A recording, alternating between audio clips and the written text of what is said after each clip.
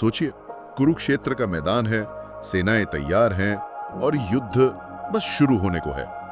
आज हम भगवत गीता के अध्याय 1 श्लोक 15 के आसपास घूम रहे हैं। जी हाँ, वो श्लोक जहाँ पांडव पक्ष के महारथी अपने शंख बजाते हैं। बिल्कुल। और ये सिर्फ युद्ध का ऐलान नहीं है ना?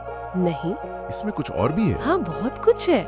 ये आवाजें सिर्फ शोर नहीं है, इनके गहरे मतलब है। वो श्लोक एक बार देख लें। पांचजन्यम हृषिकेशो देवदत्तम धनंजया पौंड्रम ददमो महाशंखम भीमकर्मा वृकोदरा। जी।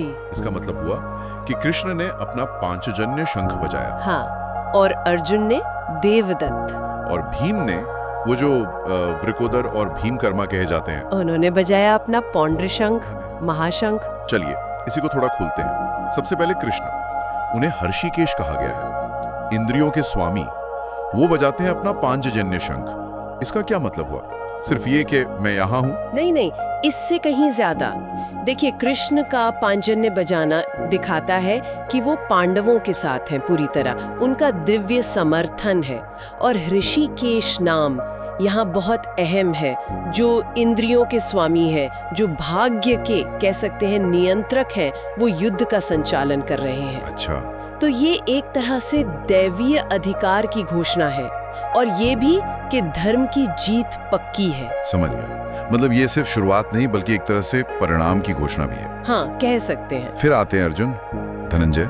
उन्होंने बजाया देवदत्त। देवदत्त का क्या मतलब है? देवदत्त यानी देवताओं का दिया हुआ। ये नाम ही उनके दिव्य संबंध को दिखाता है। हाँ।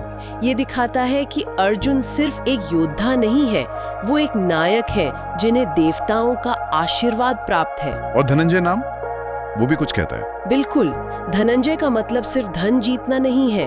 ये उनकी वीरता, धर्म के प्रति उनका समर्पण और अपना कर्तव्य निभाने की क्षमता को उजागर करता है। तो उनका शंखनाद एक तरह से उनके संकल्प का प्रतीक था कि वो धर्म के लिए लड़ने को तैयार हैं।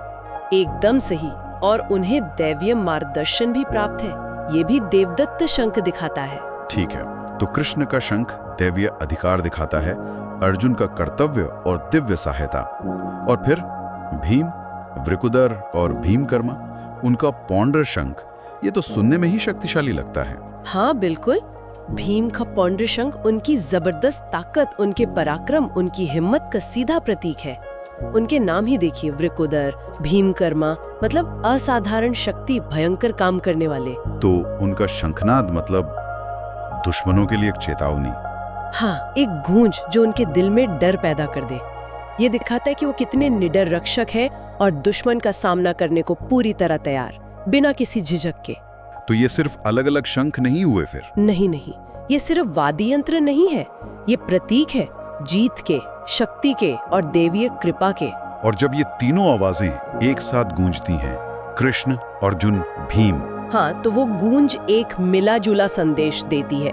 वो कहती है कि पांडवों की जीत निश्चित है क्योंकि कृष्ण उनके साथ हैं। ये दिखाता है कि कैसे दैवीय कृपा यानी कृष्ण, पवित्र कर्तव्य यानी अर्जुन और अपार शक्ति यानी भीम, ये सब धर्म के लिए एक साथ आ गए हैं। वाह, ये तो कमाल का विश्लेषण है। मतलब ये सिर्फ युद्ध का शोर नहीं था बल्कि गहरे अर्थों वाली घोषणाएं थी। जी हाँ, ये आवाजें ही आने वाले संघर्ष का मंच तैयार कर रही थी और ये भी बता रही थी कि नतीजा क्या होगा, क्योंकि धर्म पांडवों के पक्ष में था। ये ध्वनियां खुद में ही एक मनोवैज्ञानिक बढ़त थी पांडवों के लिए। बिल्कुल, और यहीं से एक दिलचस्प सवाल उठता है सोचने के लिए। बताइए। ये स्रोत दिखाता है कि कैसे शंख बजाने जैसे प्रतीकात्मक काम, मतलब लड़ाई शुरू होने से भी पहले अधिकार, कर्तव्य, नियति, इन सब के बारे में कितने गहरे संदेश दे सकते हैं। तो सवाल ये है कि क्या आज के दौर में जब हम संघर्ष या नेतृत्व की बात करते हैं, क्या वहाँ भी इसी तरह के प्रतीकात्मक कार्य, शायद उनका रूप अलग हो, क्या वो भी इतने ही शक्तिशाली संदेश दे सकते हैं? ये वाकई सोचने वाली बात है कि क्या प्रतीक आज भी उतने ही मायने रखते हैं। हाँ, इस पर विचार किया जा सकता है।